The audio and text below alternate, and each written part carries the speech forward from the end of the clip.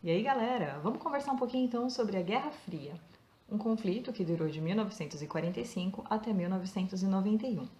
A Guerra Fria teve esse nome porque foi um conflito indireto, ou seja, não existia um confronto armado entre os principais países envolvidos, que eram Estados Unidos e União Soviética.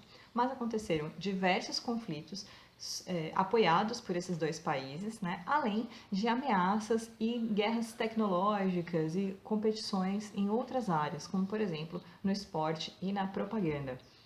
Bom, quando a Segunda Guerra terminou, os países vencedores, os aliados, se reuniram na Conferência de Potsdam, que foi uma reunião onde eles decidiram o que ia acontecer com a Alemanha, que tinha perdido a guerra.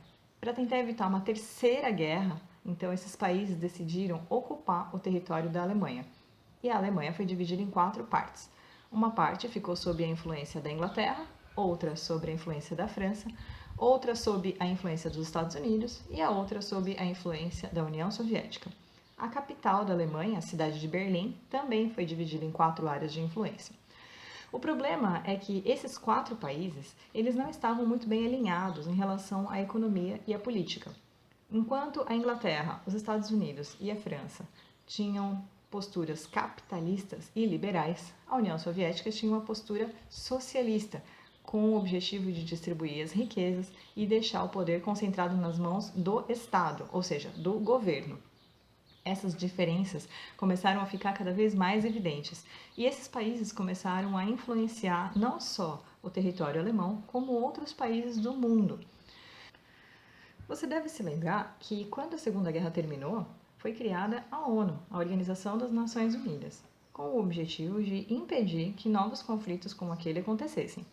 Apesar da existência da ONU, a gente ainda tinha outras organizações paralelas relacionadas a uma corrida armamentista. Então, de um lado a gente tinha a OTAN, a Organização do Tratado do Atlântico Norte, com os países aí aliados, né? Sempre pensando em se desenvolver tecnologicamente. Lembrando que os Estados Unidos tinham atacado o Japão com 2 bombas atômicas e passaram então a investir em bombas cada vez mais poderosas. Em contrapartida, a União Soviética criou o Pacto de Varsóvia, também aí junto com outros países socialistas como ela, na intenção de se desenvolver tecnologicamente para fazer frente a tudo aquilo que os Estados Unidos estavam impondo. Como você pode perceber, várias bombas muito mais potentes do que as bombas atômicas foram desenvolvidas nessa época.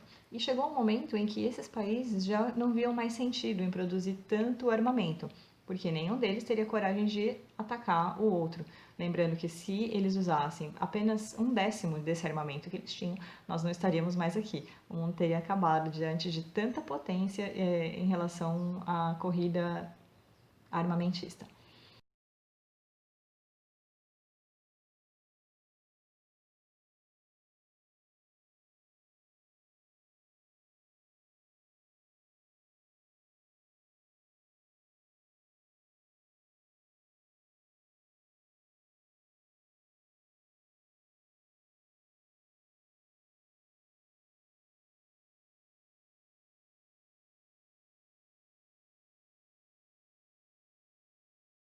Por isso, a corrida, esse conflito da Guerra Fria, ele acabou se deslocando para o setor tecnológico, que era o desenvolvimento de tecnologias relacionadas à conquista do espaço.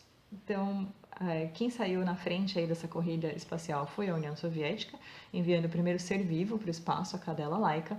Depois eles conseguiram enviar o primeiro ser humano, o Yuri Gagarin, para fora do planeta, mas os Estados Unidos lacrou pisando na Lua, né, em 1969.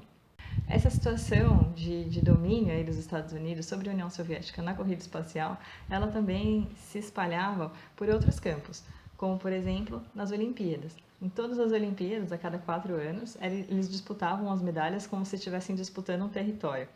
Essa propaganda em relação ao capitalismo dos Estados Unidos e ao socialismo da União Soviética passou a ser considerada a coisa mais importante na vida de todas as pessoas do planeta.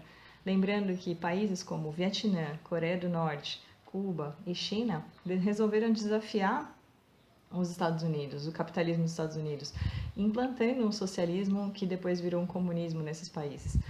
A gente vai conversar sobre isso num outro vídeo, mas é interessante a gente pensar que essa influência, ela mexia muito com a vida das pessoas. Porque num mundo capitalista, As riquezas estão concentradas nas mãos de poucas pessoas, dos ricos. E no mundo socialista, as riquezas estão distribuídas, mas essas pessoas têm que se submeter a um poder intenso do governo, do Estado. Isso não quer dizer que para ser socialista tem que ter uma ditadura. É importante a gente não confundir. Quando a gente tem um regime socialista, o Estado ele tem poder, mas isso não quer dizer que as pessoas não podem se manifestar, tá? Muito diferente socialismo de ditadura. Afinal, a gente já estudou nas aulas anteriores que a gente também já teve ditaduras capitalistas, como a do Pinochet no Chile, por exemplo. Então, vamos continuar refletindo. Esse período da Guerra Fria, nesse período da Guerra Fria, eles tentavam convencer as pessoas a serem capitalistas ou socialistas, a ter concentração de riquezas ou distribuição de riquezas. E os Estados Unidos começou então a incentivar financeiramente os países que queriam adotar o capitalismo. Então ele fazia empréstimos, que foi o que a gente chama de Plano Marshall, né? Empréstimos para a galera que ficou muito endividada por causa da Segunda Guerra, e aí, claro, esses países que receberam empréstimos acabaram se desenvolvendo de maneira capitalista, ou seja, privilegiando o setor privado, privilegiando as empresas. Enquanto que nos países socialistas, e na parte da Alemanha que era socialista, essas empresas não chegavam e às vezes o governo não conseguia dar conta do recado, o que dava a sensação de que esses países eram mais pobres. Por que é uma sensação? Porque quando a gente tem McDonald's, isso não quer dizer que a gente é rico, não é? Então a gente não pode relacionar o fato da gente ter acesso a empresas privadas com riqueza, porque não adianta nada eu ter um país onde eu tenho empresas privadas como o McDonald's e a Coca-Cola e as pessoas não terem dinheiro para comprar no McDonald's nem a Coca-Cola. Então, tudo isso que eu estou falando é para dizer que sim, é isso mesmo que vocês estão entendendo. Nos países socialistas, a gente não tem empresas capitalistas, não tem McDonald's nem Coca-Cola. Isso quer dizer que as pessoas são infelizes? Não. Mas durante a Guerra Fria, a propaganda era exatamente essa, que só podia ser feliz aquele que morasse num mundo capitalista.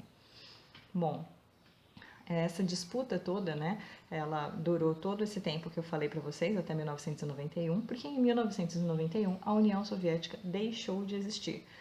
Este vídeo era apenas para explicar para vocês sobre o período da Guerra Fria, sobre os conflitos que aconteceram em outros países durante a Guerra Fria e sobre o fim da União Soviética. A gente volta a conversar no próximo encontro. Eu espero vocês. Até lá!